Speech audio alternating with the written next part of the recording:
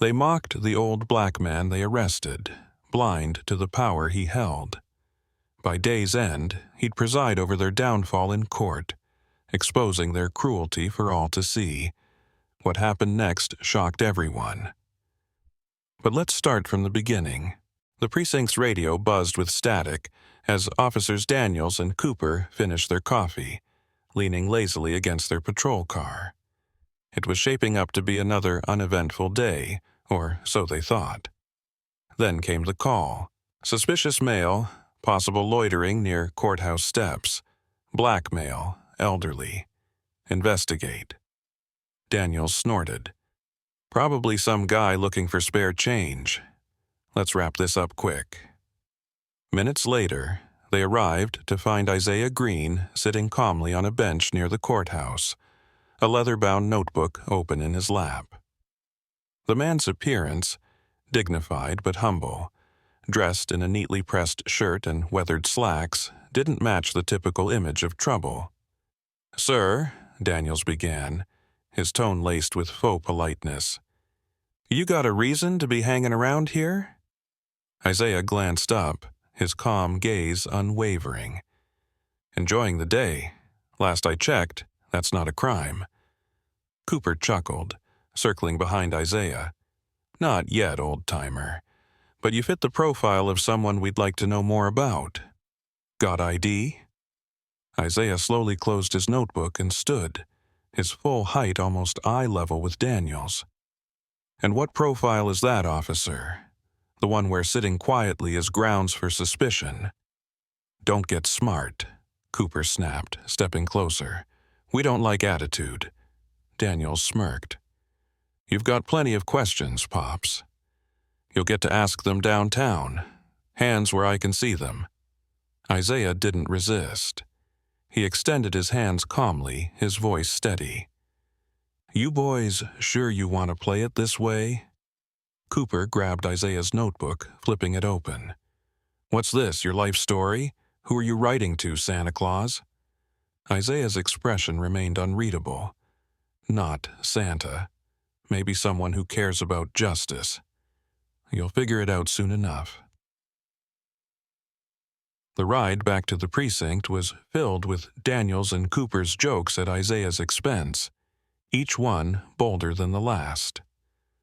Isaiah sat in silence, his steady gaze out the window unsettling Cooper enough to mutter, "What's he staring at?"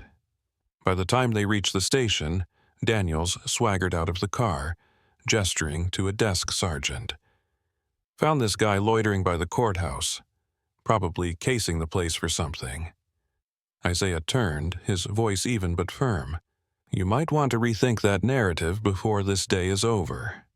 Daniels snorted. "Yeah, okay, Pops. Good luck explaining yourself." Isaiah smiled faintly. "No need. My time to speak is coming soon."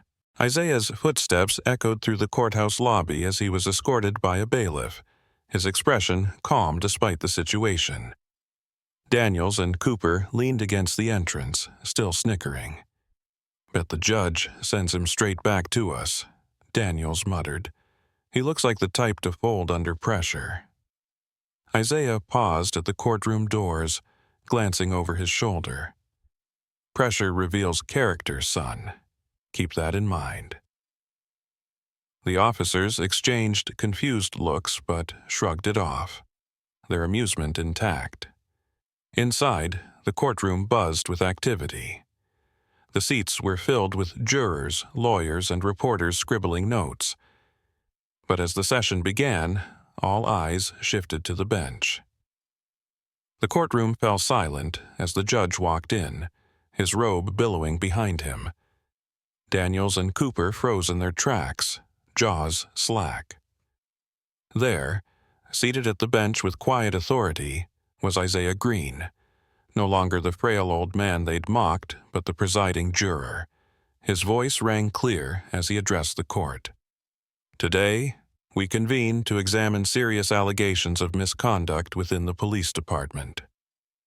His gaze locked onto Daniels and Cooper, who were now sweating bullets in the back row. The murmurs started instantly. Reporters leaned forward, scribbling furiously. Lawyers shuffled papers. And Daniels, he looked ready to bolt. "This must be a joke," Cooper hissed, gripping Daniels' arm. "How's this guy the head of the jury?" "Quiet," Daniels snapped, his voice hoarse. "Let's just see where this goes." But it only got worse for them. As the proceedings unfolded, witness after witness recounted instances of racial profiling, intimidation, and false arrests, all connected to their precinct. The room felt heavier with each testimony. A young black man described being harassed while walking home. A mother tearfully shared how her teenage son had been arrested over nothing. The stories piled up, undeniable and damning. Isaiah's steady voice cut through the tension. This is not about one or two bad apples. It's about a culture that allows this behavior to thrive. Cooper tugged at his collar, sweat dripping down his temple. Daniels, who'd been slouching, sat up straight as if that would make him invisible. Then Isaiah delivered the gut punch. "And now, we will hear the testimony regarding Officers Daniels and Cooper." The courtroom gasped. Reporters furiously snapped photos and typed notes. The officers' faces turned pale. "This can't be happening," Cooper whispered. "Oh, it's happening," Isaiah said, his calm demeanor cutting deeper than any anger. "And it's just the beginning." Daniels swallowed hard, but the lump in his throat wouldn't budge. For the first time, he realized the truth. They weren't in control anymore. The courtroom air turned electric as Isaiah adjusted his glasses and spoke.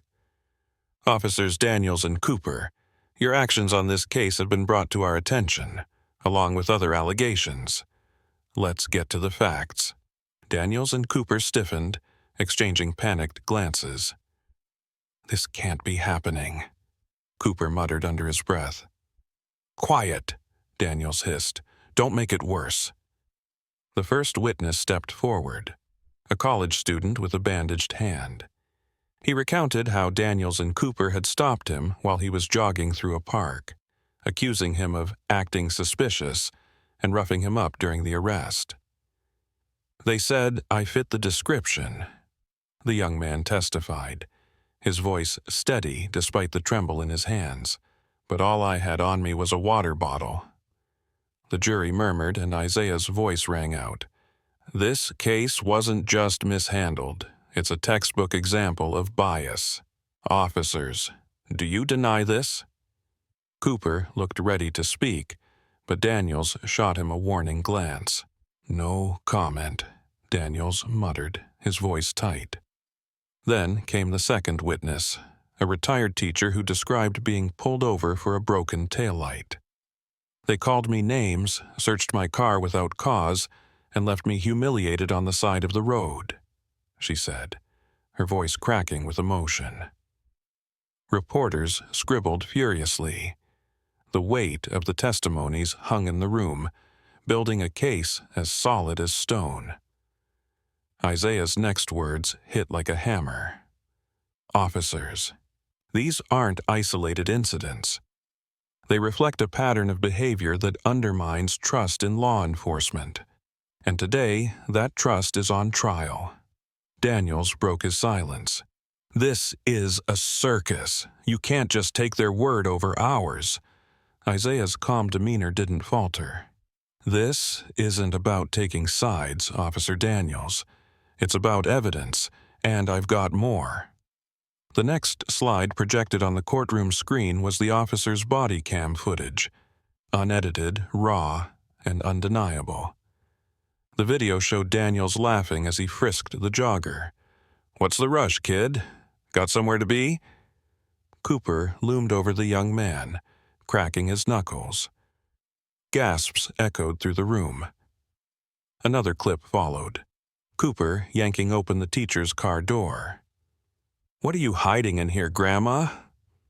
Daniels sneered, shining a flashlight in her face. Daniels' face flushed red as the crowd erupted in murmurs. Cooper buried his head in his hands. Isaiah's voice cut through the noise. This isn't just a question of poor judgment, it's abuse of power, and it ends today. The courtroom fell silent. The officers, once so smug, now looked like cornered animals. Isaiah leaned forward, his voice steady and commanding. Justice isn't just a concept. It's a responsibility. And you're about to face it. The courtroom was silent, the tension unbearable as Isaiah's words landed like a hammer. Daniels and Cooper sat pale and rigid, their arrogance replaced with panic.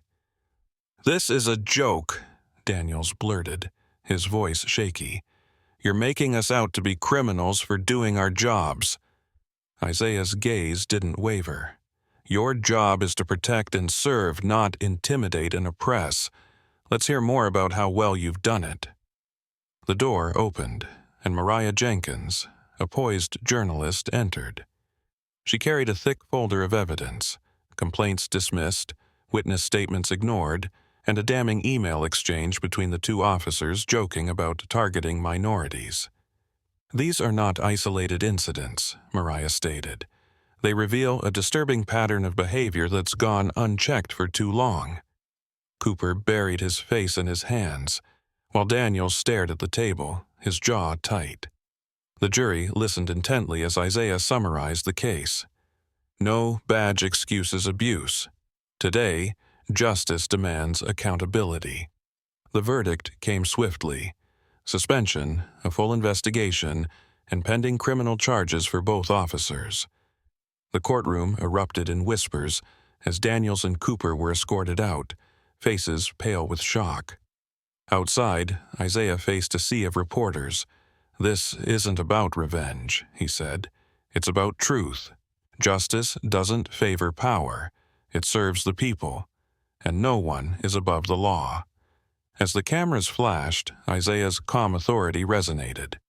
In one day, he had turned the tables on a system that underestimated him, reminding everyone that justice, though delayed, always finds its moment.